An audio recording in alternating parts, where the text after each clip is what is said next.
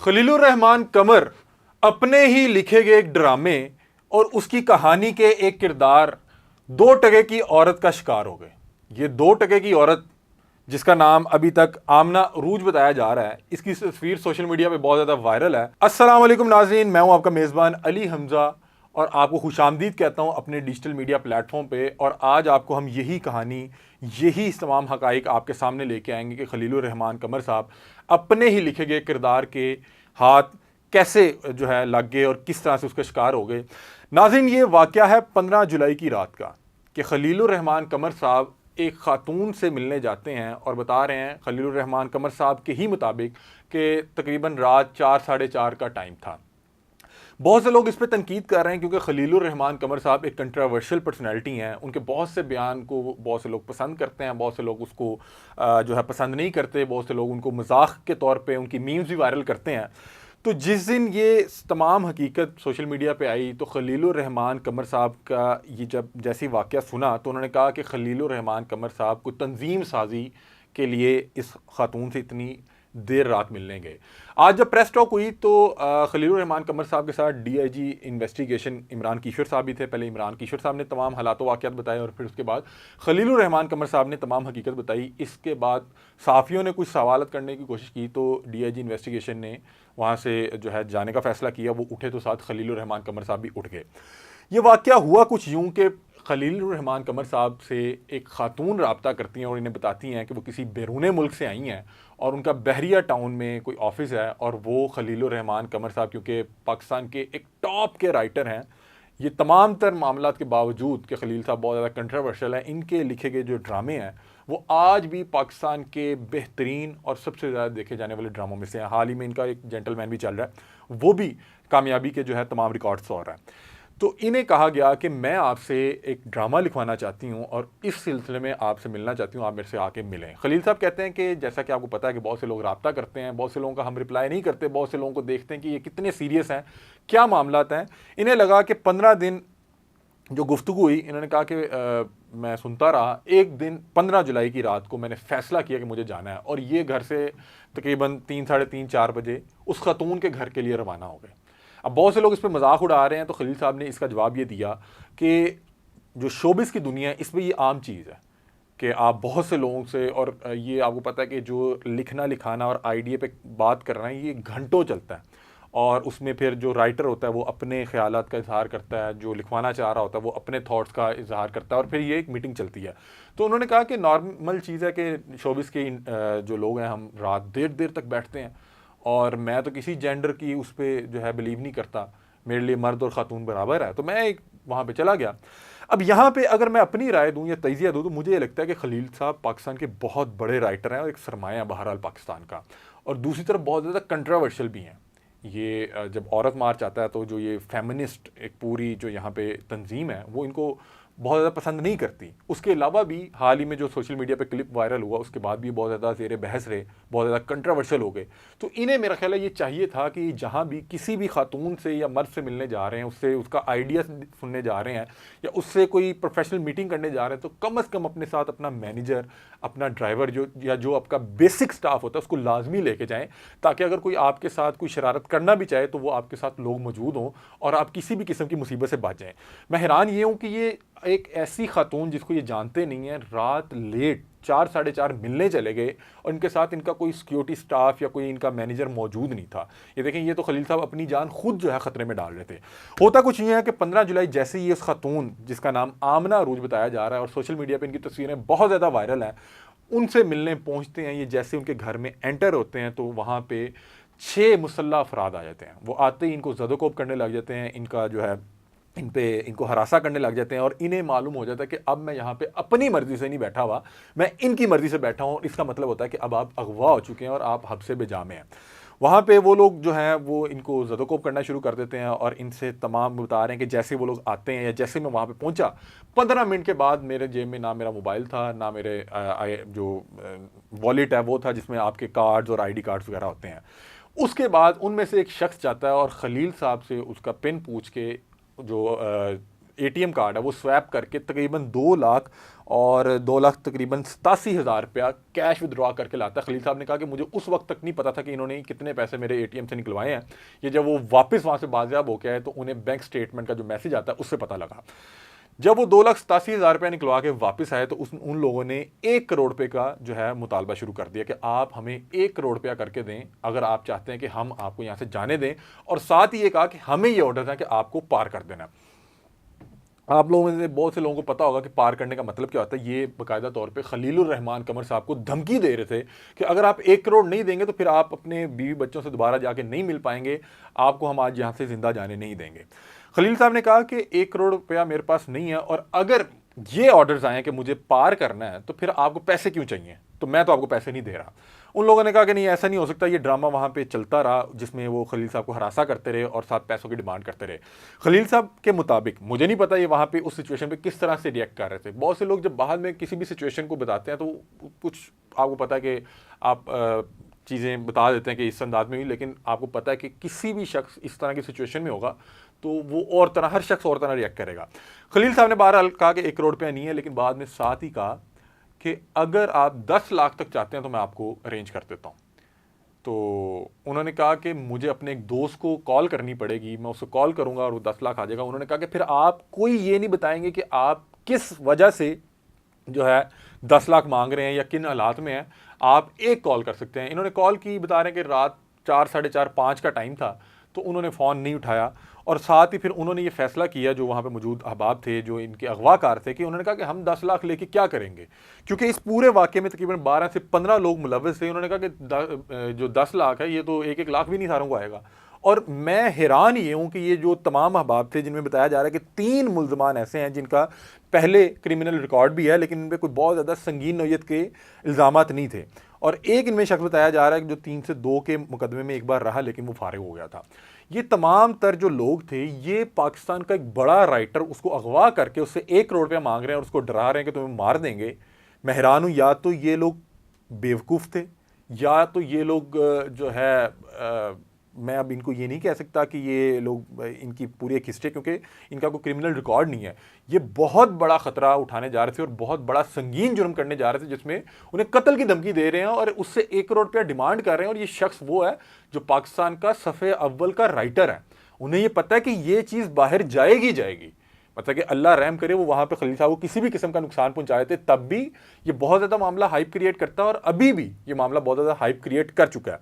उसके बाद होता ये है कि ये लोग कहते हैं कि नहीं जी 10 लाख नहीं चाहिए, और उस दौरान खलील साहब बताते हैं कि इन्हें एक फ़ोन आता है और ये खलील साहब का मुंह कवर करके और ये खलील साहब को लेके वहाँ से चलते हैं और कहते हैं कि हमें कहा गया कि इन्हें हमें सौंप दें, हमारे हैंड ओवर करते हैं।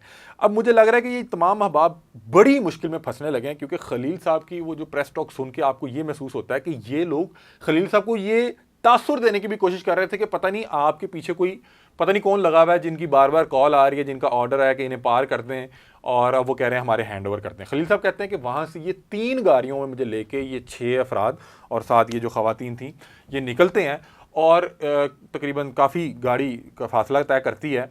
खलील साहब को लेके जाया जाता है ननकाना साहब।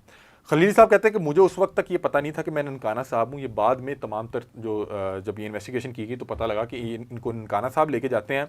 ननकाना साहब जागते हुए और रास्ते में और वहाँ पे उतार के इन पे बहुत ज़्यादा तशद्दुद किया जाता है, इनको हब्से बिजा में रखा जाता है, और इनको लगातार ये थ्रेट किया जा रहा है कि आपके वापसी जाने का कोई जो है वो मौजूद नहीं है आसार, क्योंकि हमें जो ऑर्डर्स हैं कि आपको फारिग करना है। फिर खलील साहब कहते हैं कि मुझे एक शख्स ने कहा कि कलमा पढ़ लो, कलमा पढ़ लो आखिरी बार, कि अब हम तुम्हें मारने लगे हैं, अब हम तुम्हें जो है पार करने लगे हैं। तो खलील साहब ने कहा कि मैं ऑलरेडी कलमा पढ़ चुका हूँ, तुम लोगों ने मारना है तो मुझे मार दो। तो कहते हैं कि उन लोगों ने मुझे बिठा दिया और वहाँ पे एक गन का शॉट फायर हुआ जो कि उनके बिल्कुल साथ ज़मीन पे आके लगा। ये गालिबन खलील साहब को डराने की कोशिश कर रहे थे। मैं बता रहा हूँ कि ये लोग बहुत मुश्किल में इसलिए फंसने वाले हैं कि इन्होंने 324 का तो इतलाक हो गया, इक़दाम कत्ल का तो इतलाक हो गया कि आप उसको धमकी दे रहे हैं, उससे अगवा बराए तावान मांग रहे हैं, और साथ आपने फायर कर दिया उसको डराने के लिए, उसको आंखें बांध के कि आपको मारने लगे हैं। तो खलील साहब कहते हैं एक फायर हुआ, फिर इन्होंने मुझे वहाँ से उठाया, मुझे फिर गाड़ी में शिफ्ट किया, फिर गाड़ी में कहा कि नहीं नहीं वो आगे नहर है वहाँ पे मार के इनको वहीं पे बहा देंगे। फिर वहाँ लेके गए और कहते कि इस सारे मामले में तकरीबन 8-9 घंटे गुजर चुके हुए थे और खलील साहब इस तमाम जो चीज़ें इनके गिरदोनवा में हो रही थी उसके कर्ब में थे। उसके बाद अचानक उन लोगों ने खलील साहब को जो है, खलील साहब बता रहे हैं कि ये 6 अफराद थे, वहाँ पे आगे गए तो वहाँ पे मज़ीद अफराद भी मौजूद थे और बाद में इन्होंने खलील साहब को इनका वॉलेट, इनका मोबाइल दे के इनकी गाड़ी दी और इन्होंने कहा कि तुम अब जाओ, तुमने किसी को बताना नहीं है और तुम्हें हमने छोड़ दिया। खलील साहब कहते हैं मैं जैसे तैसे करके वहाँ से निकला, मैं होश में नहीं था, ज़ाहिर बात है 8-9 घंटे आप इतनी अजीबोगरीब हरकतों और इतनी अजीबोगरीब जो है थ्रेट का सामना करके निकले हों तो आप जो है उस वक्त अपने सेंसेस में नहीं होंगे। खलील साहब कहते हैं मैं वहाँ से निकला, मुझे उन्होंने कहा कि आप अपने फ़लाँ कार्ड का इस्तेमाल करते हुए पेट्रोल डलवा लेना। खलील साहब कहते हैं मैं आगे जाके पेट्रोल डलवाया 2000 का। मैंने वहाँ पे पूछा कि मैं ये रोड कहाँ जाता है, उन्होंने बताया कि ये रोड लाहौर जाता है और मैंने उनसे पूछा कि कितने दूर यानी फासले के बाद मुझे मोटरवे मिल जाएगा, तो उधर उन्होंने बताया। तो खलील साहब ने कहा कि मैं वापसी की तरफ आया, लाहौर पहुँचा, लेकिन खलील साहब चूँकि उस कर्ब में थे, उस खौफ में थे, उन लोगों ने धमकाया भी हुआ था। ये वाक़या उन्होंने 15 तारीख को रिकॉर्ड नहीं, यानी इसकी एफआईआर नहीं करवाई, या 16 तारीख को फौरी तौर पे जाके इन्होंने एफआईआर नहीं करवाई। अब जो हमारी इतलात है उसके मुताबिक खलील साहब ने कॉल पे या जो भी ऑफिशियल है, क्योंकि खलील साहब एक बड़ा नाम है, इन्होंने कहीं ना कहीं ये बता दिया था कि मेरे साथ ये वाक़या हुआ है। और जिस दिन ये 19 और 20 की शब को एफआईआर काटी गई है इनकी दरख्वास्त पे, ये पुलिस वालों ने कहा कि अब हम बहुत से कल्प्रिट्स को पकड़ चुके हैं, जिनमें बताया जा रहा है कि तकरीबन 3 से 4 अफराद को पहले पकड़ा जा चुका था। और फिर कहा कि खलील साहब आप जो है कंप्लेन फाइल करते हैं। लेकिन अब ये मुझे नहीं पता कि इसमें इतनी सदाकत है। जो मुझे बताया गया, जहाँ तक जो हमारे ज़राए ने बताया, उस हवाले से 2 तरह की गुफ्तगू आ रही है। एक ये है, दूसरा जो मेरा एक ज़ाती तजिया कहता है वो ये है कि खलील साहब एक बहुत बड़े आदमी हैं और वो बहुत सी चीज़ों पर अपना एक जो है वो मौक़िफ़ रखते हैं। तो खलील साहब एक तो इस सारी चीज़ों के कर्ब में भी थे, दूसरा वो ये ज़ाहिरी बात है वो ये भी सोच रहे होंगे, उन्हें पता था कि ये एक सुर्खी बनेगी पूरे पाकिस्तान में, ये खबरें जाएंगी, इवन कि उनको इंडिया में भी देखा सुना जाता है, तो उन्हें पता था कि ये एक बड़ी सुर्खी बननी है। तो मेरा ख्याल है वो 3-4 दिन में ये भी फैसला कर रहे थे कि मैं इसको करूँ ना करूँ, क्योंकि उनके बहुत से जहाँ पे चाहने वाले हैं वहाँ पे बहुत से लोग उनसे नफरत भी करते हैं, उनको पसंद नहीं करते, उनके जो नज़रियात हैं उनसे वो लोग डिसएग्री करते हैं। तो उन्हें ये पता था। बहरहाल उन्होंने बाकायदा तौर पे सोच समझ के 19 और 20 की जो शब थी उसमें ये एफआईआर दर्ज करवाई। और फिर हमने देखा आज 22 तारीख है, आज बाकायदा तौर पे डीआईजी इन्वेस्टिगेशन ने प्रेस कॉन्फ्रेंस की, वहाँ पे पूरा हालात वाक़यात बताया। उन्होंने बताया कि बहुत से जो अफराद हैं वो ज़ेर हिरासत हैं और 2 या 3 जो हैं अभी ज़ेर हिरासत नहीं है।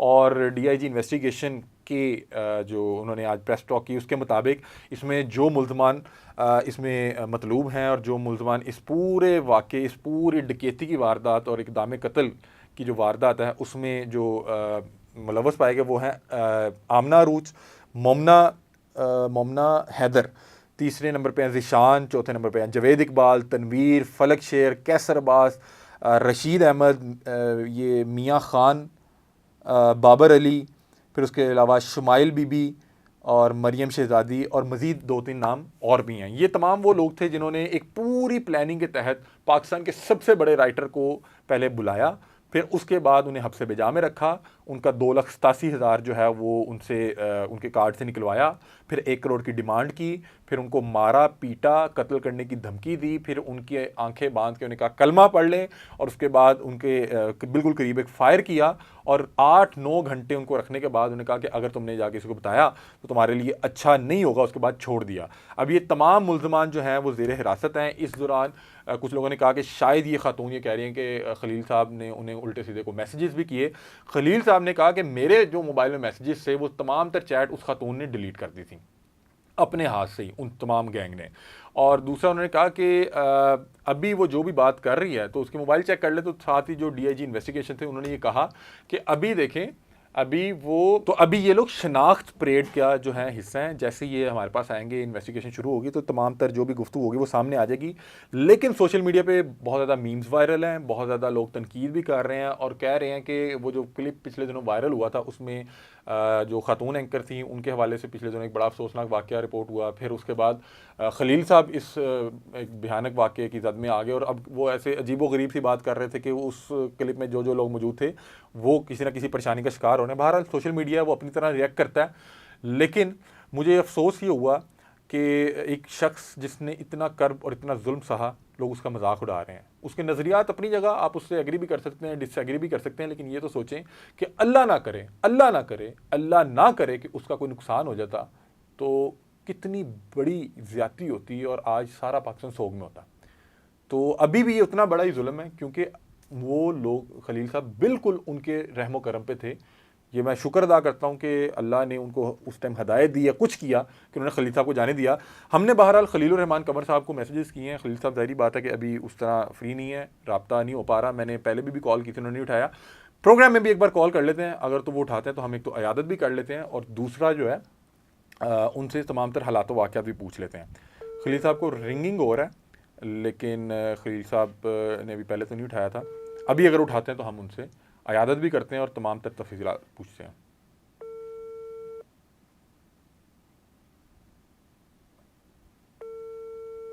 खलील साहब नहीं उठा रहे, हमने कॉल की है, और खलील साहब से जैसे रब्ता होगा वो जो बताएंगे इंशाल्लाह वो भी आपके साथ शेयर करेंगे।